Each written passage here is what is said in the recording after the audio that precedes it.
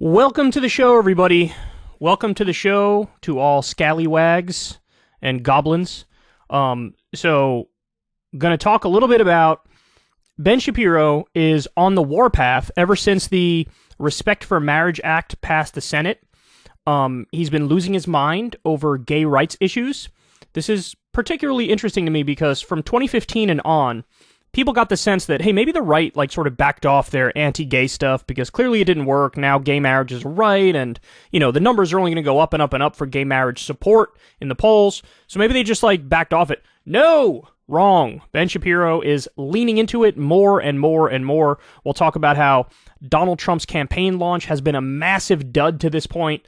Not going to lie, a number of people have said, I forgot he was running for president. He launched his campaign, then he was done, then he was gone. Nobody knew what he was doing, where the hell he was, other than hanging out with Kanye West and Nick Fuentes. There's a huge lawsuit against Fox News where they might have to pay over $1 billion. A lot to say on that front. The Hunter Biden probes are starting. The investigations are starting, and I'm going to go ahead and give you a bunch of the specifics on that. And then later on, I have basically a direct message to Joe Biden that I needed to share with everybody because we're going to see a situation where it's a real test of his power. The Supreme Court is really, really overreaching and cracking down on executive authority and even legislative authority, and they're going to do something that makes them an activist court. I mean, they're already an activist court with throwing out Roe versus Wade, decades of precedent. But this is, honestly, in all seriousness, this is even crazier. This is what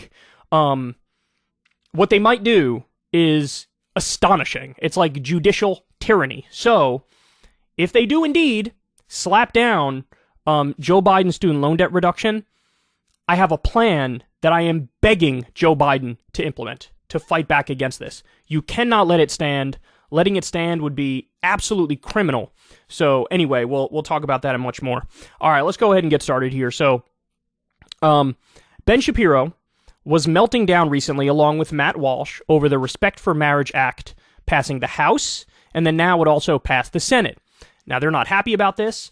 They're all in on even standard old school, 2010 style anti-gay politics. These guys are even still against gay marriage at this late date. Well, now, Ben Shapiro is going to comment on a new issue which is in front of the Supreme Court, an LGBTQ issue. It has to do with basically the old, bakery case, which was, hey, does a religious baker, have to bake like a gay wedding cake, or do they have the religious liberty to say, no, we're not gonna do that because it goes against our own ideology? So Ben is going to weigh in on this, and we'll listen and break it down as we go here. But suffice to say, this is not convincing to me, to say the least. Well, the Supreme Court is taking up the question of same-sex marriage once again. All of these questions follow hard upon the Supreme Court declaring, in the Obergefell case, of course, that same-sex marriage must be elevated to the level of traditional marriage. In fact, marriage must be redefined as not between a man and a woman for the purposes of producing children. Instead, marriage will now be defined as two people of any sex living together under the boundaries of the law, essentially. Based. Monogamous, non-monogamous, doesn't really matter, as long as it is two people. Okay, that's not true. They have not greenlit polygamous relationships yet. Like one person married to multiple people. They have not. That's not legal yet in the United States. Now, I think that's fine. I see nothing wrong with it, right? But they haven't greenlit it. So for him to act like, well, they say there's no rules and standards, that's just not true. That's just not accurate. People of any sex, that is the new definition of marriage, according to Justice Anthony Kennedy in a 5-4 majority in the Obergefell case. Well, this bears a lot of consequences, because when you redefine marriage, this now raises questions as to how much are people allowed to act in accordance with their own viewpoints on marriage. Because once the Supreme Court has declared a redefinition of an institution as fundamental as marriage, and once the Supreme Court has also declared that same-sex marriage is on a par with traditional marriage, and thus that anybody who does not believe that is in some sense a bigot, what exactly do you do with people who don't believe that? Which, for nearly all of human history, was nearly all humans. What exactly do you do with all the people who do not go along with the idea that two men or two women being married to one another is the same thing as a man being married to a woman? All right, so let me pause here to say, there is no thought crime here. So if you happen to believe, if you're a fundamentalist Christian and or an ultra-Orthodox Jew or whatever, or a fundamentalist Muslim, and you believe that gay marriage is wrong and bad or whatever, there's nothing wrong with that. I disagree with you, and I do think it's fair to call that bigoted because you don't want to treat people equally. You want to hold immutable characteristics against them, but you're allowed to believe that. You're even allowed to say that because we have freedom of speech. Now, that's just a fact. That's just a fact. And as somebody who believes in free speech, free expression, I never would argue for having those viewpoints banned, ever. People could espouse whatever heinous political position they want. I mean, in this country, you can buy Mein Kampf. You could say, I believe in Nazism. Kanye West is going around telling everybody how much he loves Hitler. That is free speech. You can't censor based on political viewpoint. You can censor direct threats of violence, which I think is accurate and just, but you can't censor even the most extreme political viewpoints. That's fine. So what Shapiro is fear-mongering over here is just wrong. He's just wrong. This is not an issue. Nobody's arguing that you can't have bad or wrong political opinions. Of course you can. People have them all the fucking time. But watch the little sleight of hand move he does here. He pulls a bait and switch. He acts like we're arguing over whether you could even believe or say certain things. That's not true. But you'll see the thing he's really upset about. About religious people? Or what about people who aren't religious, who just believe that, for example, society has more of a stake in men and women being married to one another than it does in two men living together or two women living together, which is obviously and patently true. What exactly do you do with those people? And this has now raised its head at the level of the Supreme Court. So the Supreme Court looks as though it is going to move along the lines of what has been called the Utah Compromise. The Utah Compromise is set out in the state of Utah. Essentially what it does is it creates a very strict non-discrimination law that includes things like sexual orientation. And then it creates massive carve-outs for people of religious faith. So basically what it says is you are not allowed to, quote-unquote, discriminate against people who are gay or lesbian. However, if you are a religious person, then we have a big religious carve-out for you, that you are allowed to act in accordance with your religion. That seems to be the compromise the Supreme Court is going to draw. However, is that going to be the long-term compromise that is accepted by the left? Of course not. Of course not. The left will... Now, on this, he's correct. That compromise is not going to be accepted by the left, nor should it be. Nor should it be. So let's talk about gay marriage for a second to illustrate this point. When the Supreme Court ruled gay marriage is a right, they're saying an extension of equal protection under the law is that gay people have a right to get married in the same way that a straight heterosexual couple has a right to get married, in the same way that an interracial couple has a right to get married. You are protected. You are protected, and you are equal in the eyes of the law. That's what they said. Now, Republicans, the elected Republicans are not in favor of that. Actually, Republican voters are in favor of that now. All the polls show that. But the elected Republicans are not in favor of that. So they fought for this compromise in the Respect for Marriage Act, where they say, look, you have a right to get married if you're gay, fine, we'll concede that. But if a church doesn't want to marry you because they have a religious conviction that says marrying two gay people is wrong, then they don't have to marry you, you got to go somewhere else to get married. That's the quote-unquote compromise. Do I like that compromise? No. Is it better than nothing? Is it better than just having gay marriage overturned everywhere in the country? Yes. But do I like that compromise? No. Because I think you have a right. I think you should not be discriminated against based on immutable characteristics. Now, that's not the same thing as saying, like, if somebody comes into your store and they take their clothes off and they're pissing on the shelves and they're knocking shit over, do they have a right to be in your store? No. You can kick them out at that point because it's based on their actions. There's nothing immutable about it, right? It's their actions. They could have not pissed on the shelf. They did piss on the shelf. Kick them out. Totally fine. But if a gay couple comes into your store and they want to buy something, you say, I don't serve your kind, should that be allowed? Ben Shapiro says yes. I say no.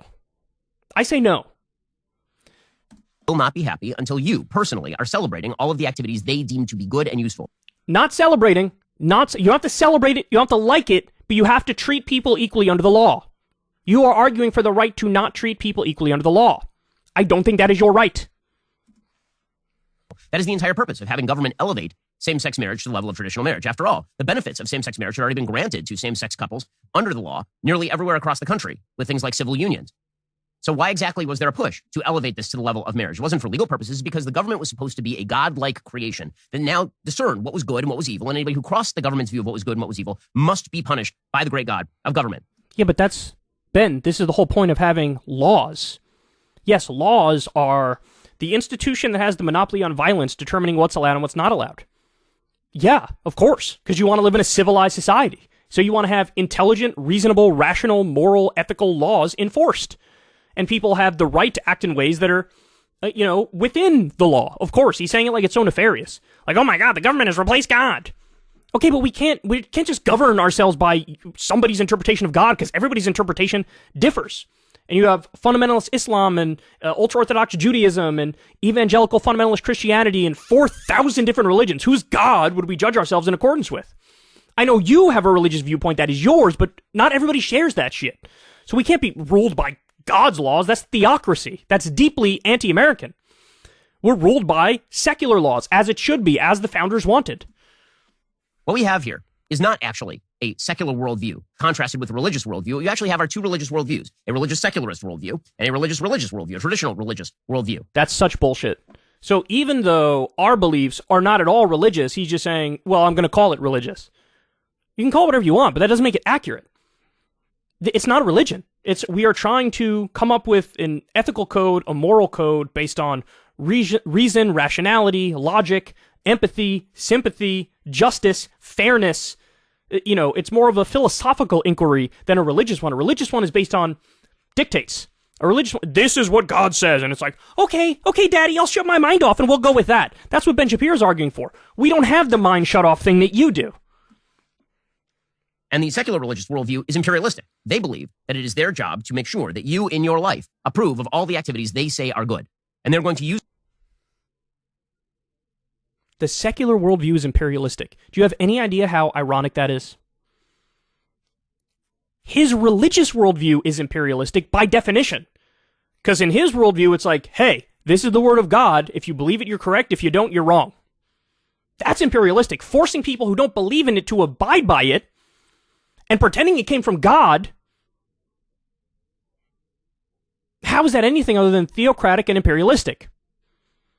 And by the way, in the confines of a secular worldview, there absolutely is room for debate and discussion and different interpretations, and then you come to the best one and you enforce that as law.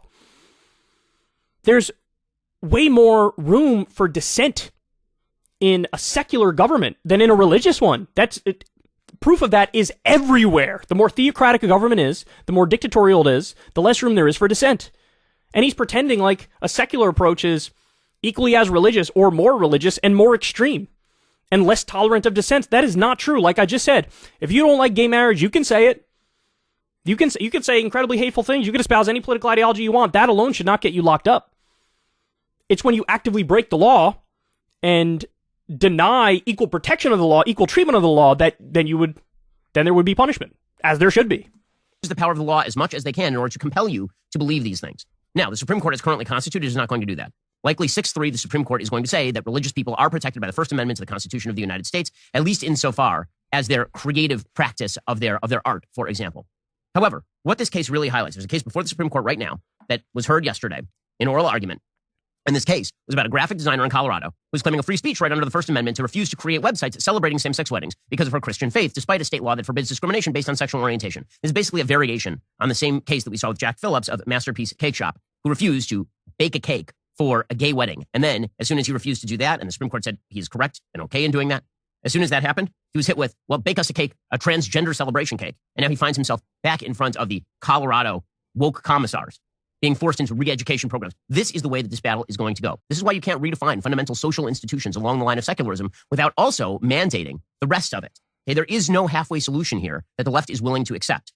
Because what they really want out of all of there's no halfway solution that you're willing to accept either. The difference is you are wrong and we are right. That's the difference. He doesn't like the Respect for Marriage Act, which is absolutely a compromise on gay marriage. Okay, it's still a right, but if individuals who are religious want to reject it and don't want to marry the people, that's fine. He doesn't say that's fine. He wants to get rid of gay marriage. He wants to get rid of it. This is not just tolerance and diversity. What they actually want is celebration. All of this ties into a broader belief about identity, which is that the true identity, the true you, is all of your sexual passions. And it's not enough for other people to acknowledge that you have those sexual passions. Those people must celebrate them because otherwise they are denying your identity. And if they deny your identity, that is an act of discrimination. It's an act of cruelty. It's an act of bigotry. And it means that you are bad and you are mean and you're doing essentially violence to them. Okay, this is all such bullshit. Okay, let me explain to you what the correct position is and why he's wrong. So on the facts of the case, he's correct. Okay, and it's very similar to the gay wedding cake thing, which of course he was on the wrong side of that one as well. Now, and look, I understand if you're listening to this, you go, well, I don't know, Kyle, is it really fair to force somebody who does have a genuine religious conviction, hey, I don't believe in homosexuality, I don't believe in trans issues, whatever, Is it fair to effectively use the law to force them to contract with somebody who they don't want to contract with because they don't believe in the thing that they're asking them to do? That is, I understand there's a debate there. It's fair. Let me make an analogy, and this will really put it into perspective for you. So back during the segregation era, the Jim Crow era, before we had the 1965, before we had the Civil Rights Act and the Voting Rights Act and that, that legislation which came in the 1960s, okay? Not only do we have, segregation officially on the books, but discrimination was super common. So if you had like a black family, let's say they're on a road trip, they break down in a white part of town, and they need help. They go to bring their, they barely get their car to the gas station, but the gas station owner is white. The gas station says, "We don't serve your kind here." And then they have to go try to get help at another gas station, but the car doesn't work, so then they got to walk, and they got to go try to get to another gas station, and they ask them, "Hey, our car broke down. We need help. We're on a trip. Can you please help us out here? Oh, we have money. We'll pay you. We need help. We don't know how to fix our car." And then that person says, "No, we don't serve your kind." Then they've been walking all over creation. It's hours later. They're hungry. They go into a diner, and they say, "Hey, I'd like to order a cheeseburger or whatever." They go, "We don't serve your kind here. You got to go to the other side of town." "Well, we don't have a car. We can't get to the other side of town. Our car's broken down. We're really starving. Can you please? This is starting to get dangerous here. We're really starving. We could pass out. This is physical issues. Sorry, we don't serve your kind here. That's just the way it works. We don't want to offend the clientele. You're in the wrong part of town. What do you want me to tell you?" Now, Ben Shapiro insists the two gas station owners and the diner owner, they all have a right to deny services to the black family. That's his position. But when people look at that scenario, I think everybody reasonable understands, yeah, that shouldn't be allowed. Like I said, if you want to deny people service because of actions they take, they're rowdy, they don't have their shirt on, they're screaming, they're drunk, they're pissing on the shelves, they're breaking shit, you could deny that person, services or goods. You can kick them out of your business. But if it's just a black family and you're denying them because they're black, even if you say, "Hey, this is based on my religion," okay, well, you are discriminating based on race because of your religion, that still shouldn't be allowed. You should not be able to refuse service to people because of immutable characteristics. With race, it's clear. I would argue, with sexual orientation, it's clear. It's clear. Now, he would probably try to work around this by saying, well, one of those things is an immutable characteristic, the other one isn't. Okay, so can people truly pray their way out of the gay? Can they do gay conversion therapy and no longer have those urges? Please. We all know that's not true. We all know that's who they are. So it's the same thing. It's the same principle. And again, his position is you should be able to deny service to whoever you want for whatever reason. Even if it's because you're a bigot, you're a racist, you're a xenophobe, you just hate people who aren't like you. That's legitimate, that's fair. I don't think so, no. So, in the gay wedding cake example, yes, they should have had to bake the cake. They should have. You can't just say, simply because you're gay, I'm going to refuse you service because I don't like this. Okay, well, get the fuck over it. I don't care. There are times I do my job, right? And there's a story I don't want to cover, but I cover it because it's my job. I got to do what I got to do. It's my fucking job, okay? This is your job. Do your fucking job. Bake the cake. Not that difficult. Same thing in this instance. Oh, you don't want to do web design because they're trans? Get the fuck over it. I don't care. Do it. This is your job. This is your job. Now, it'd be a different story if, again, let's say it was a trans person and the person who's doing the website design is totally cool with doing it, but then the trans person is a massive, gigantic prick and asshole and impossible to work with, and then you say, "I'm not going to do this for you because I don't like you. You're an asshole, and you yelled at me or whatever, so I'm not doing business with you." In that scenario, that'd be fine. You don't have to do the website. But if you're not doing the website because they're trans, yes, this is basic anti-discrimination protection 101. And he, again, is outraged. He's, all smarmy and class Ben Shapiro talking really fast for no reason. He's going after the left. I think the left position is unreasonable. But make no mistake about it. His actual position is ban gay marriage. He doesn't want any gay marriage, ban it all. And go back to the Civil Rights Act and Voting Rights Act era where we can have a legal discrimination, even over arbitrary characteristics and immutable characteristics. It's nonsense. So classic Ben being Ben, dead wrong. Hey Ben, look, you gotta update your worldview and your arguments a little bit. Like, I get it, you guys got a little bit out over your skis with the whole groomer discourse and the anti-trans stuff, and you thought you had a winning issue, but now your mask is slipping, and you're going right back into the standard anti-gay stuff. People are realizing what your agenda really is, what you truly believe in, what you're truly pushing for, and the people are not with you. They're not. Because people generally are, even if they're religious, they're secular and they have decent hearts. Unlike you, Ben, with your doctrinaire, backwards, far-right garbage. Hey y'all, do me a favor and like and subscribe. It helps out big time in the algorithm. Click the bell as well for notifications when videos drop, and watch that video on screen right now. You know you want to.